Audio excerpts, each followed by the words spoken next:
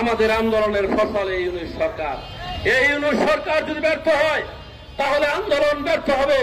এই ইউনূস সরকার যদি ব্যর্থ হয় 2000 ছাত্র জনতার রক্ত ব্যর্থ হবে। আর তাই আমরা এই সরকারকে সহযোগিতা করতে চাই।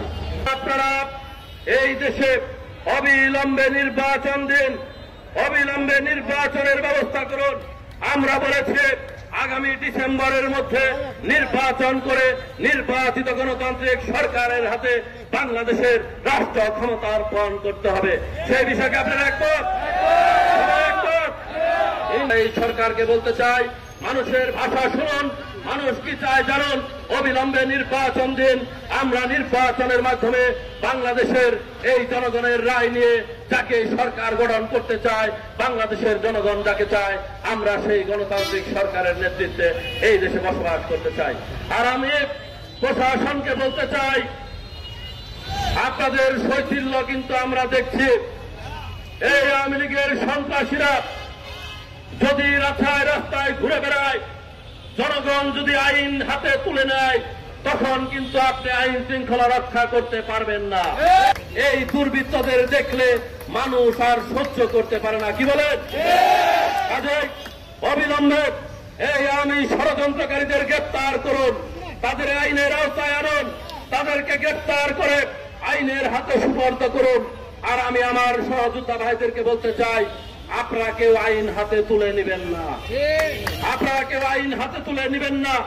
ওই সব সন্ত্রাসীদেরকে ঘাটাইলের কোথাও যদি দেখা যায়, আপনারা ধরে আইন শৃঙ্খলা বাহিনীর হাতে তুলে দিবেন।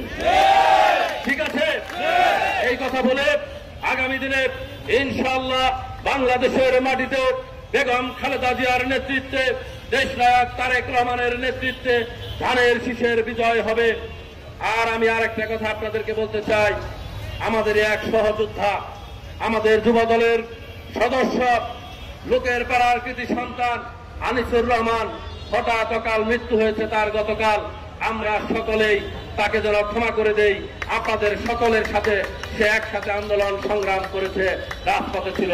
আপনারা সকলেই আনিসুরকে ক্ষমা করে দিবেন, তার পরিবারের জন্য দোয়া করবেন। এই ফ্যাসিস্ট হাসিনা এবং তার দূষররা যে ষড়যন্ত্র করছে, সেই ষড়যন্ত্রের প্রতিবাদে এবং এই ফ্যাসিস্ট হাসিনার দূষরদের গ্রেপ্তারের দাবিতে জাতীয়তাবাদী দল বিএনপি কর্তৃক আয়োজিত আজকের এই বিক্ষোভ পরবর্তী সমাবেশে আমাদের মাঝে উপস্থিত রয়েছেন জাতীয়।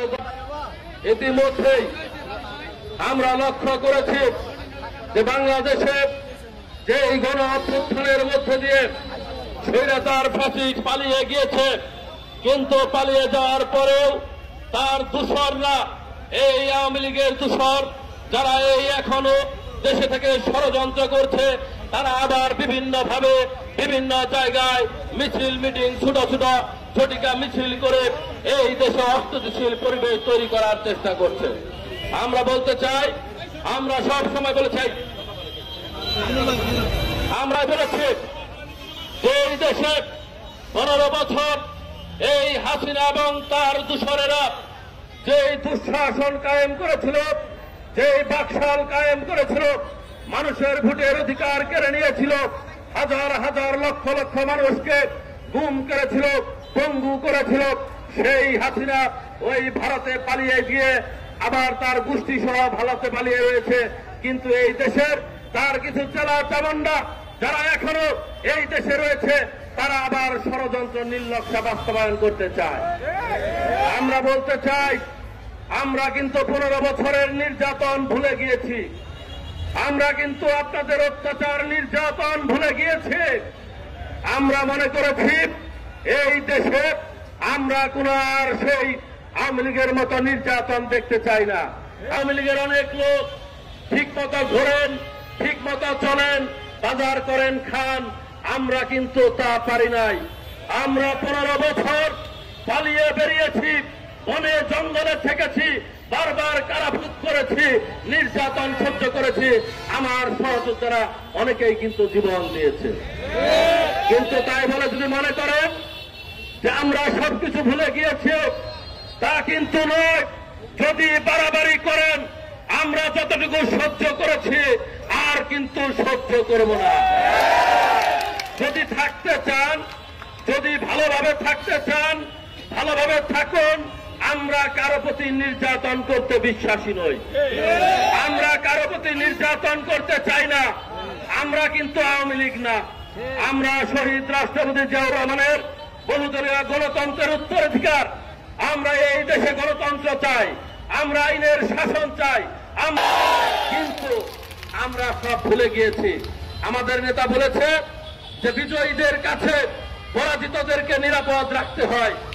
আমরা আপনাদের নিরাপত্তা রাখতে চাই, আমরা আপনাদের এই সমাজে স্বাভাবিক জীবন যাপনে রাখতে চাই।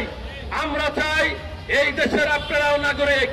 আপনাদের নেত্রী ভুল করেছে, আপনাদের দল ভুল করেছে, বাংলাদেশের মানুষকে প্রতিপক্ষ বানিয়েছে, মানুষকে গুম করেছে।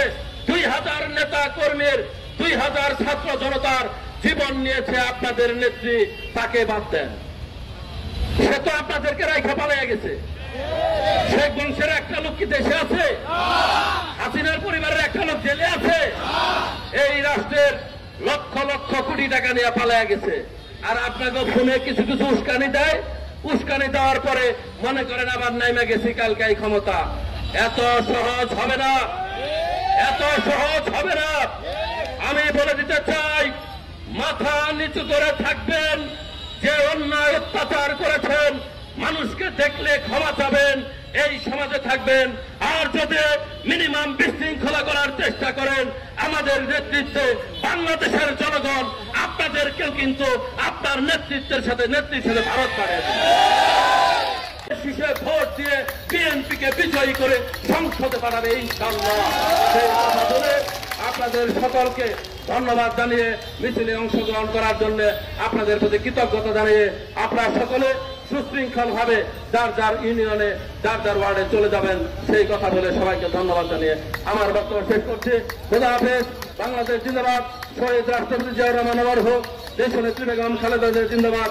আগামী রাষ্ট্রনায়ক তারেক রহমান জিন্দাবাদ।